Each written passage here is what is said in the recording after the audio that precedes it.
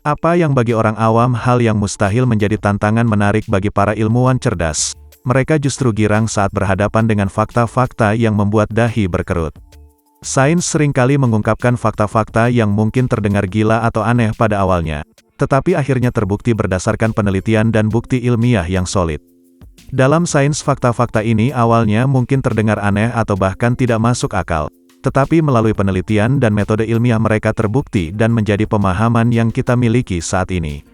Hal ini menunjukkan bahwa sains dapat membawa kita ke wilayah pengetahuan yang tidak selalu sesuai dengan intuisi atau ekspektasi kita. Berikut adalah fakta gila yang terungkap oleh sains.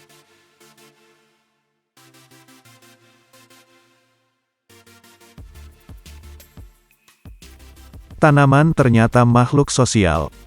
Mereka tak punya memori, tapi tanaman bisa mengenali kerabat dekat mereka dan bekerja bersama. Tumbuhan menjadi kurang agresif saat dikelilingi anggota keluarga, saling membantu, bukannya berkompetisi sengit seperti ketika mereka bersama orang asing. Dalam makalah yang ditulis ahli biologi dari McMaster University, Susan Dudley di American Journal of Botany anggapan bahwa tanaman adalah makhluk pasif, pasrah menerima nasib. Ilmuwan menemukan mereka berperilaku layaknya hewan. Beberapa tanaman bahkan tampaknya bersifat sosial, mendukung keluarga sembari mendorong orang asing dari lingkungan. Dalam jurnal Dudley menjelaskan Impatiens pallida, tanaman bunga biasa, mencurahkan energi lebih sedikit dari biasanya untuk menumbuhkan akar-akarnya ketika dikelilingi oleh kerabatnya. Sementara di dekat tumbuhan dengan genetik yang tak terkait, mereka menumbuhkan akar secepat mungkin.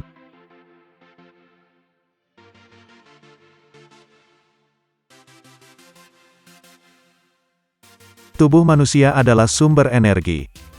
Ketika manusia menghamba pada energi terutama yang berasal dari fosil, tanpa disadari tubuh kita sejatinya bisa menghasilkan energi.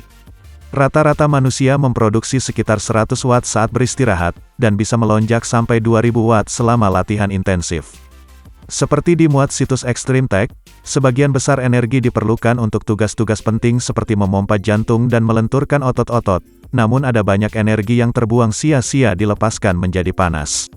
Menariknya, hampir semua energi yang terbuang bisa ditangkap dan diubah menjadi listrik, yang kemudian bisa sebagian atau sepenuhnya menggantikan ketergantungan kita pada baterai kimia, itu yang kini sedang diusahakan para ilmuwan.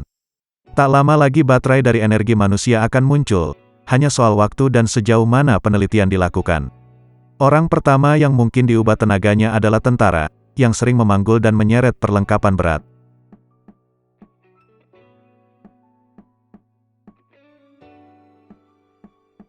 Kuda laut jantan bisa hamil.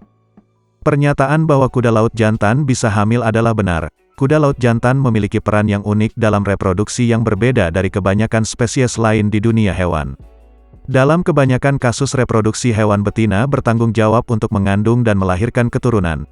Namun pada kuda laut peran ini dibalik, kuda laut jantan adalah yang bertugas untuk mengandung dan melahirkan anak. Proses reproduksi kuda laut dimulai dengan kawin di mana kuda laut jantan dan betina saling berdampingan dan saling memasukkan saluran kelamin mereka. Setelah itu betina menempatkan telur dalam kantong inkubasi yang ada di tubuh kuda laut jantan. Di dalam kantong inkubasi, telur akan menempel pada dinding dan kuda laut jantan akan mengeluarkan sperma untuk membuahi telur. Selama periode inkubasi yang berlangsung beberapa minggu, kuda laut jantan akan memberikan nutrisi dan oksigen kepada telur yang berkembang di dalam kantong inkubasi.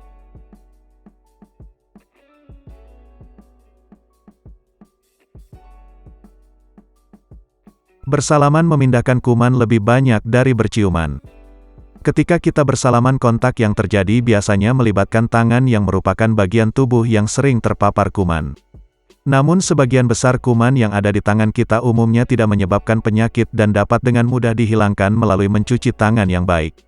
Di sisi lain, berciuman melibatkan kontak bibir, mulut dan area wajah yang memiliki konsentrasi kuman yang lebih tinggi daripada tangan.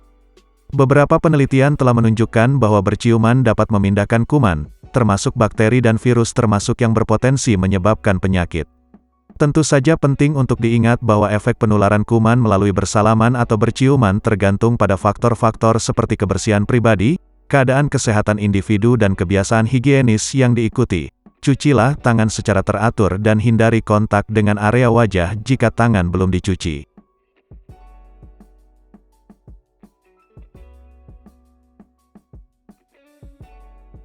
Ubur-ubur ini abadi. Pada tahun 1988 manusia akhirnya menemukan kehidupan abadi dari dasar laut. Temuan tersebut dihasilkan seorang mahasiswa biologi kelautan asal Jerman bernama Christian Sommer yang saat itu berusia 20-an tahun. Seperti dimuat New York Times, kala itu ia menghabiskan musim panas di Rapallo, yaitu kota kecil di Riviera Italia, di mana 1 abad sebelumnya Friedrich Nietzsche melahirkan sabda Zarathustra. Makhluk itu adalah spesies ubur-ubur Turritopsis nutricula.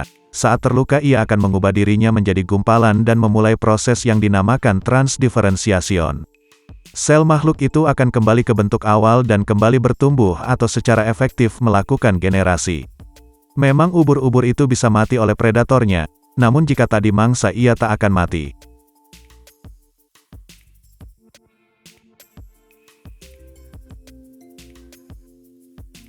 Usia alam semesta adalah 13,82 miliar tahun. Perkiraan usia alam semesta adalah sekitar 13,82 miliar tahun. Angka tersebut didasarkan pada pengamatan kosmologi yang melibatkan pengukuran radiasi latar belakang kosmik, pergerakan galaksi dan pengukuran jarak bintang-bintang yang terletak jauh. Metode utama yang digunakan untuk mengestimasi usia alam semesta adalah melalui pengukuran radiasi latar belakang kosmik yang ditemukan pada tahun 1964 oleh 2 astronom yaitu Arno Penzias dan Robert Wilson. Radiasi ini merupakan sisa-sisa suara ledakan besar yang terjadi pada awal alam semesta.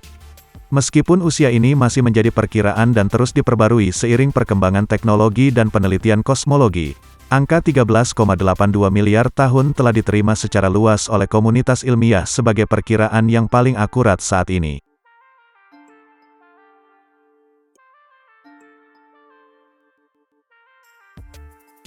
Ayam tak butuh kepala. Jangan salah sangka dulu, ayam lebih suka punya kepala. Namun fakta membuktikan ayam bernama Mike bertahan hidup 18 bulan setelah kepalanya terpotong. Ayam berjuluk Mike the Headless Chicken masih memiliki cukup batang otak untuk terus bernyawa. Ia bahkan berkeliling Amerika Serikat sebagai bintang. Di masa jayanya Mike bahkan dapat menghasilkan uang sebanyak $4,500 atau sekitar 49 juta dalam sebulan pertunjukannya. Fenomena ini disebabkan oleh struktur anatomi yang unik pada ayam, di mana beberapa fungsi vital seperti detak jantung dan pernafasan masih dapat berlangsung sementara sisa tubuh masih memiliki pasokan oksigen yang cukup. Meskipun kasus-kasus ayam tanpa kepala sangat langka dan tidak umum terjadi, fenomena tersebut telah menjadi perhatian publik dan menarik minat ilmiah.